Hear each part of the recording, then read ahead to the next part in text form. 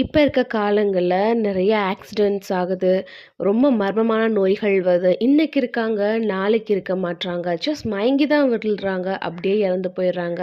எனக்கு ரொம்ப பயமா இருக்கு. என் வாழ்நாள் எத்தன நாள்னே தெரியல. என் ஃபேமிலி இருக்கே, நான் என்ன செய்றது? என் பிரியமானவங்க வெளிய போயிட்டு வராங்க. அவங்களுக்கு ஏதாவது ஆயிடுச்சுன்னா நான் என்ன செய்றதுன்னு புலம்பிட்டு இருக்கீங்களா? அப்போ இந்த வீடியோ உங்களுக்காக தான். நீங்க என் கூட சேர்ந்து இந்த ஜெபத்த செய்யுங்க. அப்போ உங்களுடைய வாழ்நாட்களும், உங்களுக்கு பிரியமானவங்களோட வாழ்நாட்களும் தேவன்கிட்ட ரொம்ப பத்திரமா இருக்கும். வாங்க விசுவாசத்தோட ஜெபிக்கலாம்.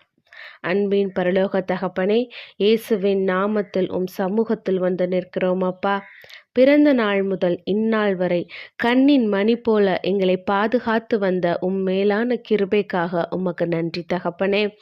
இசப்பா, சங்கீதம் 91வது அதிகாரம் 16வது வசனத்தில் இப்படி எழுதியிருக்கிறதே சுவாமி, நீடித்த நாட்களால் அவனை திருப்தியாக்கி என் ரட்சிப்பை அவனுக்கு காண்பிப்பேன்னு சொல்லியிருக்கீங்களே தகப்பனே.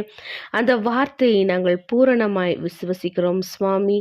நீர் எங்களுக்காக குறித்த காலத்திற்கு முன் எங்கள் ஜீவனை போடப்பட்ட சாத்தானின் திட்டங்கள், சூழ்ச்சிகள் அனைத்தும் இயேசுவின் நாமத்தில் உடைக்கப்பட்டு போவதாக தகப்பனே.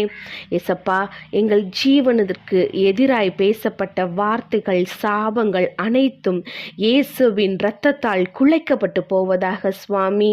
எங்கள் வாழ்க்கையில் இறப்பை வருவிக்க முயலும் விபத்துக்கள், உடல்நல குறைவுகள், எங்களுக்கு எதிரான வன்முறைகள் அனைத்தும் தேவனின் புனிதமான அக்கினியால் சுட்டரிக்கப்படுவதாக ராஜா.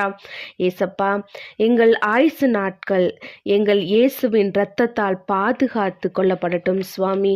அப்பா, உங்கள் இரத்தத்தால் எங்களை மூடி மறைத்து பாதுகாத்து கொள்ளுங்க ஏசப்பா. அப்பா, எங்களுக்கு முன் இருந்த எங்கள் சந்ததிகள் அவங்களோட குறித்த நாளுக்கு முன் இறந்திருக்கலாம் சுவாமி. அது எங்கள் வாழ்க்கையிலும் எங்களோட சந்ததிகள் வாழ்க்கையிலும் தொடராமல் இருக்க கிருபை செய்தருங்க ராஜா. ஏசப்பா, உம்முடைய தூதர்களை அனுப்புங்க ராஜா. உம்முடைய தூதர்கள் நாங்கள் போகும்போதும் வரும்போதும் எங்களை பாதுகாத்து கொள்ளட்டும் சுவாமி.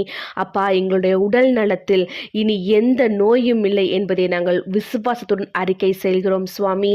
எந்த உறுப்புகளும் ஃபெயிலியர் ஆகுவதில்லை என்பதை விசுவாசத்துடன் அறிக்கை செய்கிறோம் சுவாமி. நாங்கள் ஜீவனை பேசுகிறோம் ராஜா.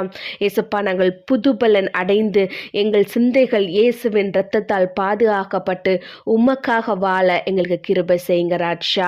நீங்கள் அப்படி செய்துட்டீங்க, எங்களை நீங்கள் பாதுகாத்துக்குவீங்க. எங்களுக்காக நீங்கள் குறித்த நாட்களுக்கு முன் எங்கள் ஜீவன் எடுக்கப்பட மாட்டாது என்பதை பூரணமாய் விசுவசிக்கிறோம் சுவாமி. இயேசுவின் நாமத்தில் ஜெபிக்கிறோம்.